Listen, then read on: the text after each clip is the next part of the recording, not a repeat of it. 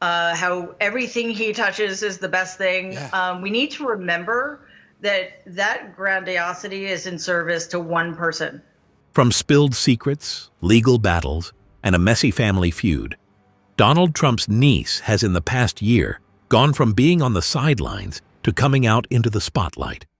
During a dramatic turn of events, the psychologist turned best-selling author revealed shocking secrets about the Trump dynasty.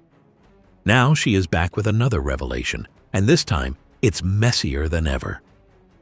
At 60, Mary Trump finally breaks her silence, and what she reveals is about to change everything you once knew. Mary Trump isn't new to the headlines, though her last name guaranteed she'd never be far from them. A clinical psychologist, best-selling author, and the daughter of Fred Trump Jr., she's spent years watching her family's empire from behind the curtain. So why speak out again? And why now? What has changed? Could it be the timing or everything once unclear now coming to light? Or could it be the weight of staying silent too long? We're about to find out. But before trying to understand how all this got to where it is right now, we'll have to go back to where it all began, and that was right inside the Trump household. The Trump family machine. The Trump family wasn't like any ordinary family, at least, not in the way most people understand the word. The Trump household wasn't built on affection or encouragement. It was far more rigid, and it was only keen on bringing up winners, or whatever Fred Trump Sr. considered winners.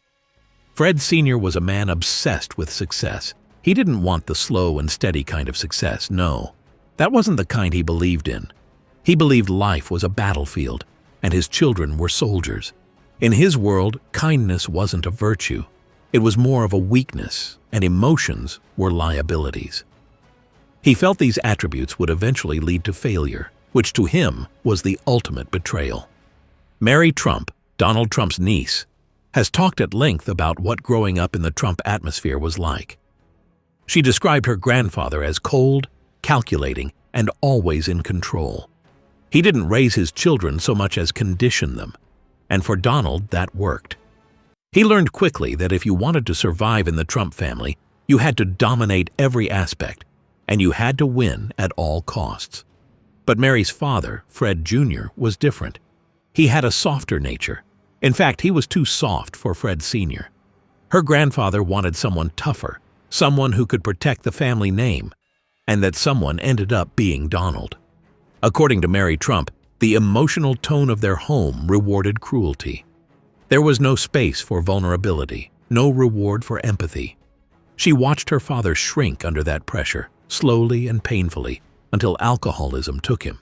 He died when she was just 16, and while her father faded, Donald rose and learned the ways of his father.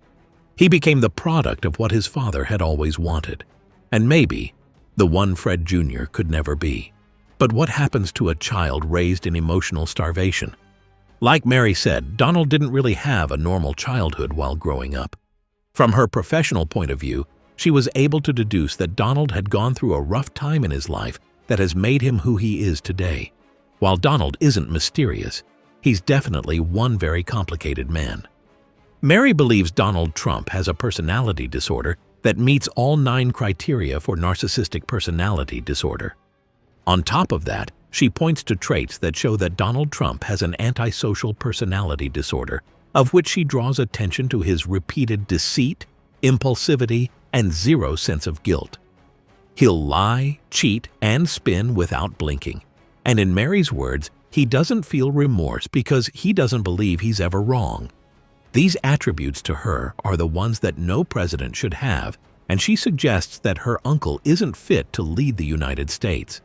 She even speculates that there may be undiagnosed learning issues buried under all that confidence, which could explain the limited vocabulary, the obsession with repetition, and the defensiveness whenever he's challenged. But beyond the clinical labels, Mary's analysis hits on something deeper. She feels that Donald's emotional development froze somewhere in childhood. He never learned how to self-soothe, never developed an inner voice to reassure himself. That's why he constantly needs attention, applause, or someone to blame. He's been stuck in survival mode his whole life, a man chasing approval he may never believe he deserves. All this raises another big question.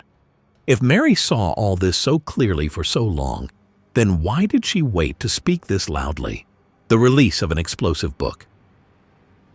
In 2020, Mary Trump did something the rest of her family never saw coming, and things were never going to be the same again for the Trump household. She released her book Too Much and Never Enough, and that was what shook the Trump household as decades of secrets were revealed, with jarring accusations labeled against certain members of the family. Long before Too Much and Never Enough hit the shelves, there was a family feud that never quite left the room. After her father, Fred Trump Jr., passed away, Mary and her brother were drawn into a bitter legal dispute over their grandfather's estate. According to Mary, she was not just misled, she was deceived and cut out of her rightful share by the very relatives who once posed for Christmas cards together. She couldn't let that just go. She had to expose them for who they truly were.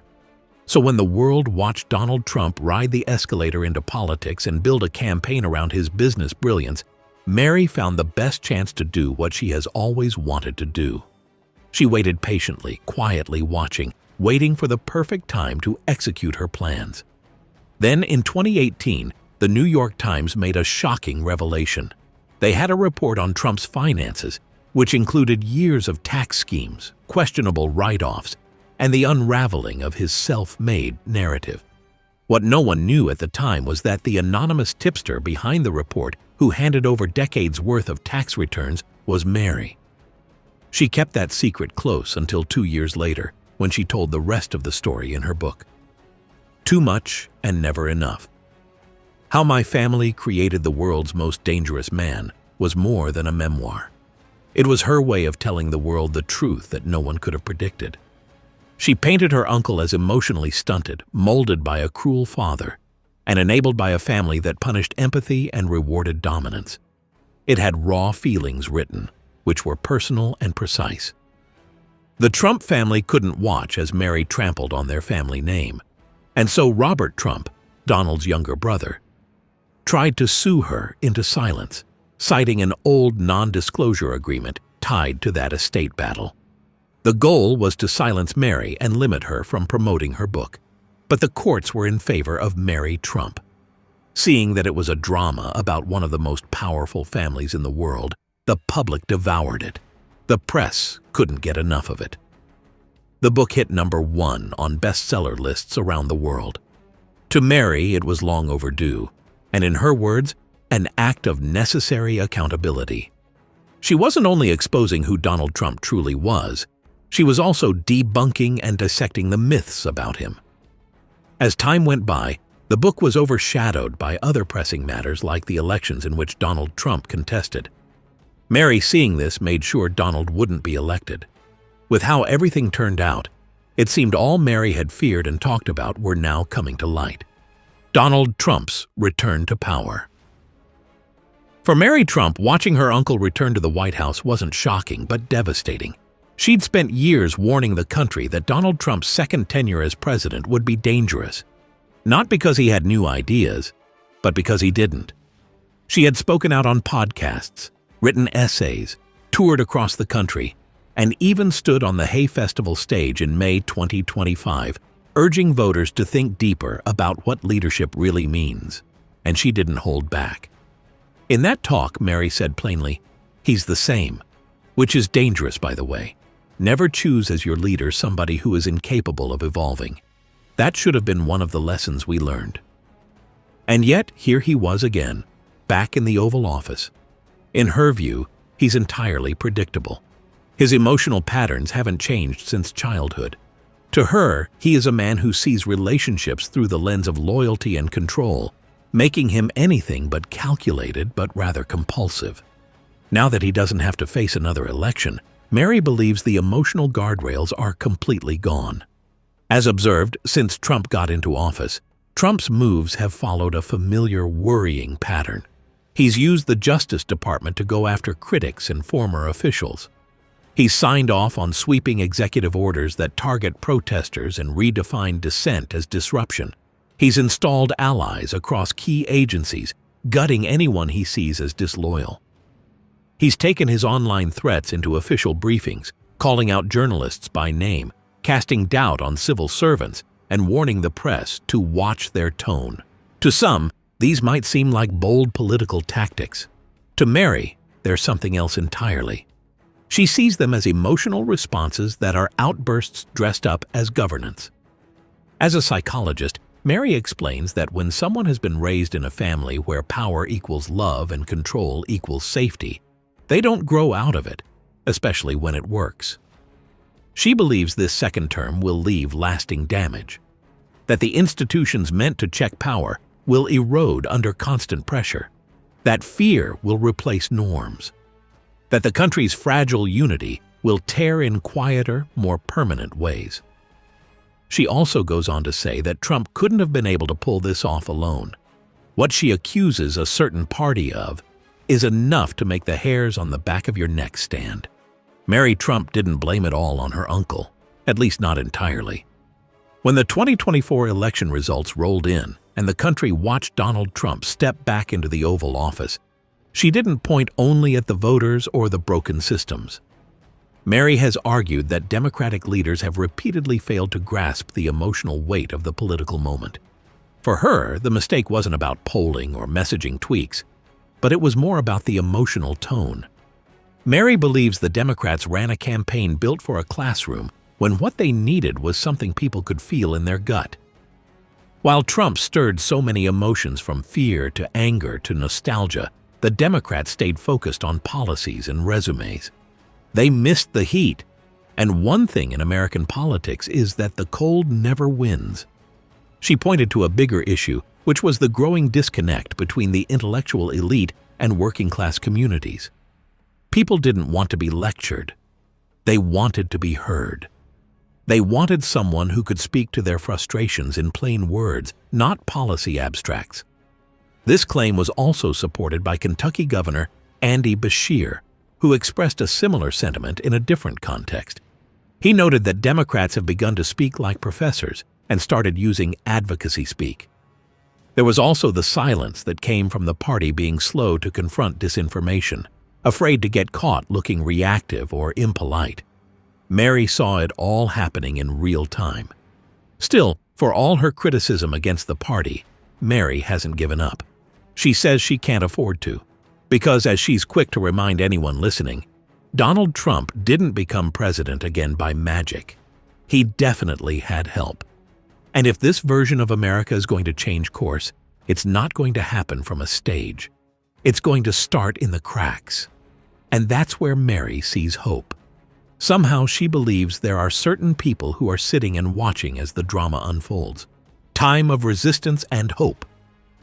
After sounding the alarm, Mary Trump didn't retreat. She turned her energy outward, looking for signs that America's alarm was being answered. She didn't see it on headlines from the media or viral hashtags on social media anymore. She saw it in governors taking charge, in organizers gathering neighbors, and in young voices rising up. Through her Substack newsletter, Now Is Our Time, Mary invited readers into a broader movement. She urged the formation of a resistance think tank, bringing together legal experts, cultural psychologists, activists, and storytellers. She argued that sustained civic strategy and not scattered protests would defend democratic institutions. This wasn't a one-off speech. It was a blueprint with real footsteps toward collective action. She began spotlighting Democratic governors who proved leadership isn't only measured at the ballot box. Governors like Michigan's Gretchen Whitmer and California's Gavin Newsom stepped in to protect voting access, challenge radical legislation, and safeguard public health. Parallel to official efforts, Mary gave airtime to grassroots activists working quietly in their own communities. While she hasn't specifically named them in interviews, her call reflects broader support for similar organizers and the many people who've echoed her message in person, at town halls, and in kitchens across the country. She hammered home the importance of youth engagement and storytelling, two things central to democracy's revival. Throughout 2024, she spoke at school forums and college campuses, urging young people to speak their truths, share their lived experiences, and understand civic responsibility as a personal story, not a policy. Protecting civil liberties and democratic norms also became core to her message. From threats to press freedom to efforts undermining the independence of the judiciary, Mary has stated her belief that defending institutions can no longer wait. She urged an active vigilance, not just statements after crises, but ongoing watchdogging before trouble arrives. Her evolution from whistleblower to mentor and activist is properly documented. After Too Much and Never Enough drew attention in 2020, she rededicated herself to public education. Her 2021 book, The Reckoning, dove into national trauma and healing. Also, her 2024 memoir, Who Could Ever Love You, which is even more personal, showed her as a woman transforming grief into drive. Away from books, she also launched the Mary Trump Show podcast, where each episode dug into power, psychology, and civic resilience. In February 2022, she made headlines when she pulled her show from Spotify after calling out misinformation on the platform. Mary's transformation isn't performance, it's a progression. She moved from exposing her uncle's past to empowering those shaping the country's future. She isn't rallying for fame or fortune, she's rallying for involvement, legal challenges, voter registration, and community storytelling. Slowly, her platform is growing and evolving. She's no longer just the niece pulling back the curtain. She's becoming an activist offering plays, pointing out openings, and energizing the sidelines. Her voice is shifting from criticism to coaching, and that's where the documentary comes in next. From whistleblower to storyteller. Mary Trump could have walked away after the headlines.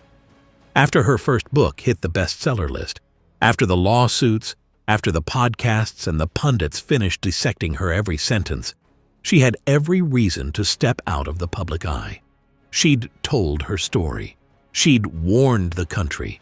She'd done her part. But that's not what happened. Instead, Mary kept talking and, more importantly, continued listening. What began as a deeply personal warning about her uncle grew into a mission to change how people understand power, trauma, and the stories every family inherits. Through the Mary Trump Show, she built a space where uncomfortable truths met unfiltered conversation. Her guests ranged from historians to comedians and lawyers to survivors, and the conversations weren't clean-cut. They were messy, emotional, and often sharp, and that was the whole point. She didn't just want to be another talking head. She was trying to give people a space to talk about what they were feeling. Her writing followed that same path. Too Much and Never Enough cracked open the doors of the Trump family home. The Reckoning zoomed out, digging into America's unresolved grief and political denial. Her book, Who Could Ever Love You, was no different, a deeply intimate account that had less to do with Donald and more to do with healing. Storytelling became more than her outlet. For a family that built its name on intimidation and image, Mary flipped the script. She used humor and insight where others relied on silence. She talked openly about therapy, shame, and what it meant to feel broken and still try again. That alone, she admits, might be her quietest rebellion. Being vulnerable in a family that taught you to hide every weakness is no small thing. In her live events, you can hear it in her voice. She doesn't expect everyone to write a book or start a podcast. All she's saying is people need to vote, volunteer, or just support honest journalism. She ends most events the same way, reminding audiences that democracies don't die all at once. She also admits that they can be rebuilt, one truth, one conversation, one act of courage at a time. The fight isn't over, especially in the media. Misinformation is louder. In a time where attention spans are shorter and platforms are messier than ever, she believes storytelling matters even more now, not just to win arguments, but to remind people what's real. Mary Trump didn't set out to be a storyteller. She became one because silence stopped being an option. If you've listened this far, the story is far from over. So what do you think? Is Mary Trump rewriting the legacy of her last name? Or is she carrying a weight the rest of her family refuses to lift? Let us know in the comments. Do well to like, subscribe, and hit the notification bell on our channel so you never miss any of our uploads. Click on the next video on your screen to watch more videos like this one.